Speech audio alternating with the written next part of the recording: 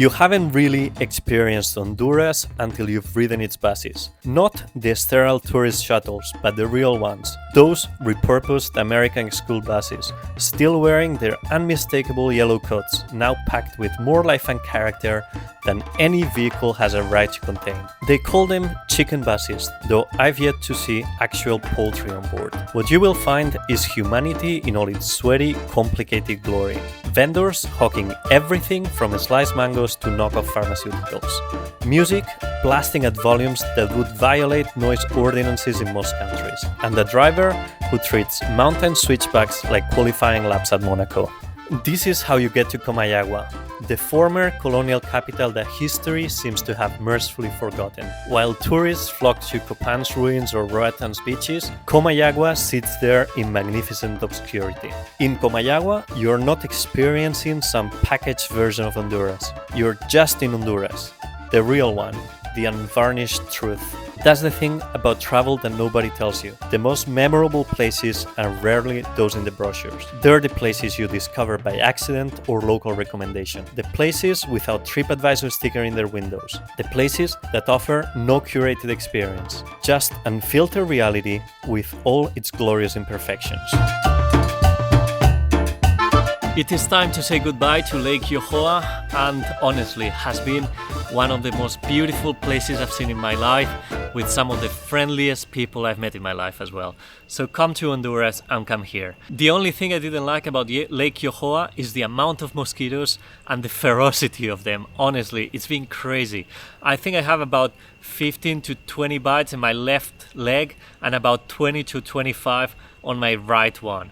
And that's without counting all the ones on my back, on my arms, and everywhere else. Honestly, it's been painful and horrible. And they even bite through the clothes, so not even this protects you. It's been absolutely awful. The rest has been amazing. And now we're going to the old capital of Honduras, and to make it a lot more interesting, and because the infrastructure is not developed yet, we are taking public transport. We are traveling with the locals. We are not taking a tourist shuttle. So join me in this adventure. Because there is no way that you find any kind of information online, the only option you have to find what connections you have to take and what buses you have to take is asking the locals. Here we will go to a bus stop, hope that the bus comes relatively soon, and then we have to do 2 or 3 changes depending on which bus we take first.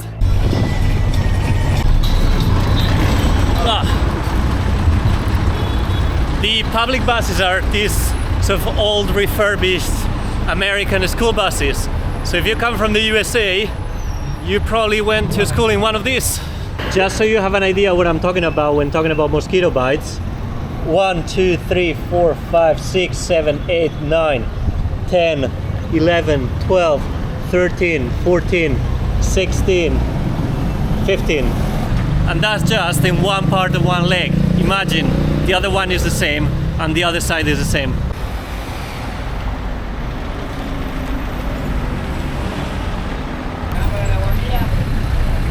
How it works is pretty simple. You jump in the bus, you tell them where you go, and they will charge you based on that. In this case, we paid less than €1 each for this trip.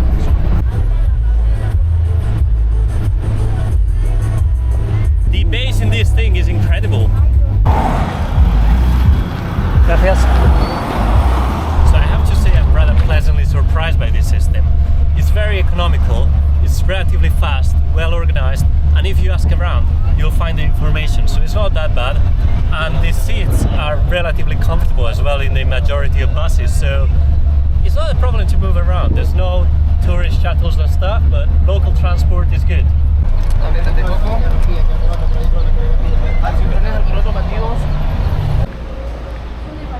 We arrived to Comayagua yesterday and decided to take the afternoon a bit easy, but the first impressions we got of the city are extremely good.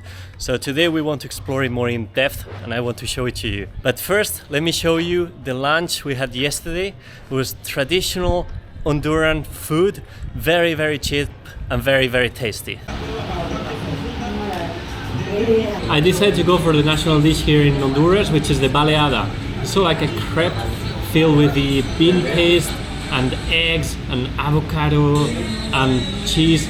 is amazing and very, very cheap. This one only costs for like €1. That was incredible. Less than €2 each for a full meal.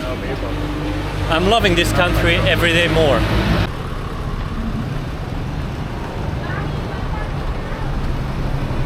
Comayagua, just like Antigua Guatemala, was also funded by the Spanish conquistadors. And if you've seen that video already, you will notice that that's not the only thing that these two cities have in common.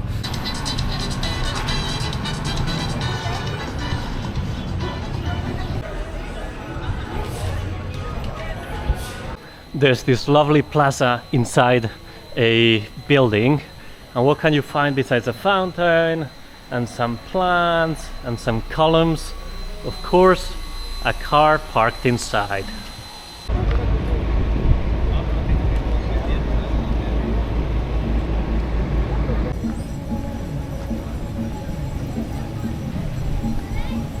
Since Comayagua was founded in 1537, this city was the capital of Honduras for over 300 years, and that reflects in the architecture, in the history, in the colonial past of this town.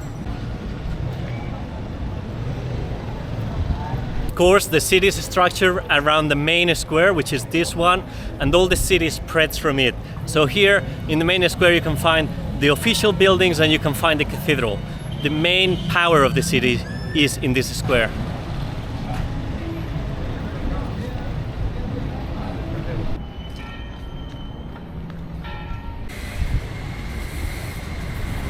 Being a colonial city, there are of course a ton of churches around the city. We, the Spanish, we used to love religion back in the day, didn't we? My impression of the city is very positive, but as you get a bit far away from the city center, all the beautiful colonial houses, they start being a bit shattered and a bit in ruins. It's a shame, because if the political situation in Honduras was a bit better and tourism came here, because there's literally no tourists, this place could be very, very popular. It could be a hotspot for tourism for sure. Since 1997 there is an ongoing project to renovate this town and bring it to its former glory. And honestly, the houses that have been renovated and brought back to their former colonial past, they're just fantastic. They're honestly really good. And so is the fresco that is here. Look at that.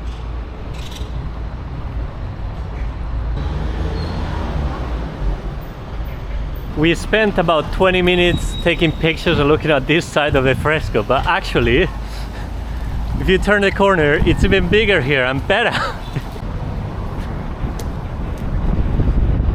Look at that. I'm really loving this town. The biodiversity in this country is also amazing, and they try to represent it here in the fresco with some of the cats and the birds that inhabited this land. The fresco just keeps going and going and going and going. This might actually be the best one I've ever seen. It's amazing. Look at that.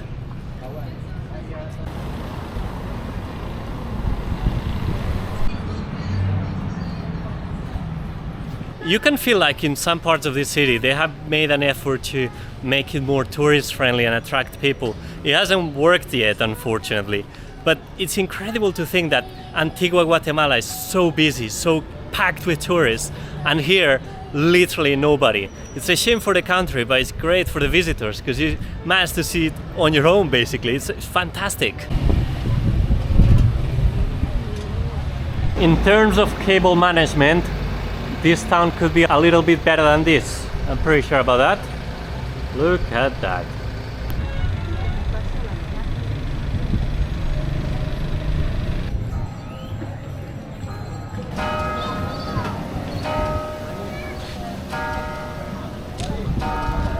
Our last stop today is here in the Cathedral of Comayagua. This one, it has the particularity that it has the oldest working clock in the Americas. It was built in 1636 and it still works today with the same movement that it used to have.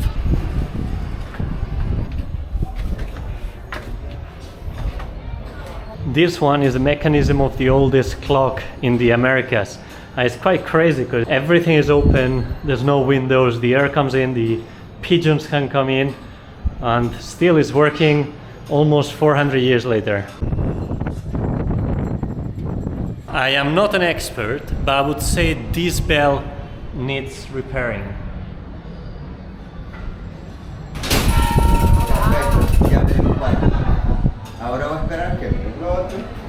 That was Comayagua. I really enjoy the city. I'm really enjoying Honduras. It's great. I have no expectations on it. It's blowing my mind. And we are very lucky that we came during the Holy Week, so we are seeing all the processions, all the celebrations. Although it's not a big day, you can still see them, and it's fantastic. So thanks for watching, and see you again in the next video.